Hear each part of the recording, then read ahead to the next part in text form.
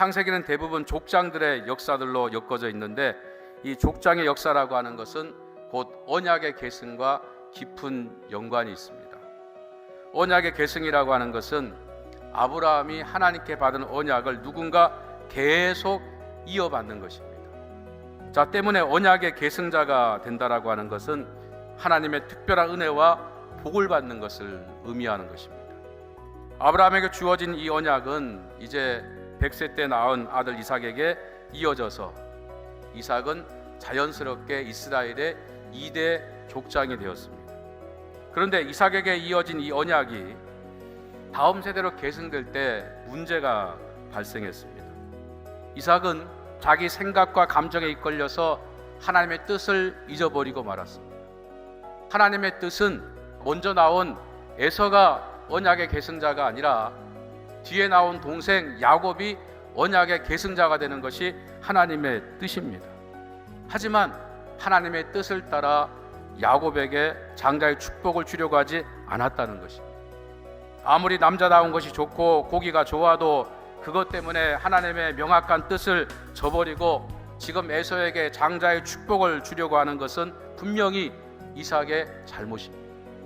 야곱은 결과적으로 장자의 축복을 받고 언약의 계승자가 되었지만 그것은 하나님의 방법으로 된 것이 아니라 아버지와 형을 속여서 억지로 된 것입니다. 어떤 사람들은 말합니다. 아이, 그렇게 해서라도 하나님의 뜻을 이루면 되는 거 아니냐라고 말하지요. 저는 그렇게 생각하지 않습니다. 하나님의 뜻은 반드시 어떻게든 이루어집니다.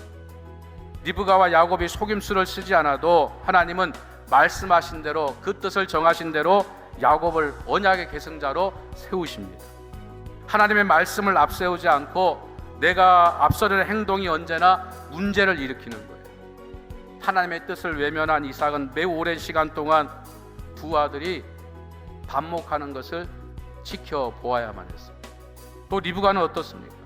야곱에게 장자의 축복을 받겠던 리브가는 사랑하는 아들 그 야곱을 친정집으로 떠나보내는 아픔을 겪어야 했습니다. 그리고 다시는 그 아들을 보지 못하는 것입니다. 그러면 야곱은 어떻게 되었습니까? 외형상으로는 큰 복을 받았지요. 하지만 야곱은 평생 다른 사람들로부터 속임을 당해야만 했습니다. 이삭의 가족의 하나님의 뜻은 분명했습니다. 그런데 하나님 말씀에 제대로 순종하지 아니하고 자기의 감정, 자기의 생각을 앞세우다가 가족 모두가 이와 같은 아픔과 어려움을 겪게 되는 거지요. 사랑하는 성도 여러분, 오늘 말씀을 교훈 삼고 우리는 평생 하나님 말씀이 기준이 되어서 판단하고 행동하는 삶을 살아서 우리 모두 하나님의 큰 복을 받는 믿음의 사람들이 되시기를 주님의 이름으로 간절히 축원합니다.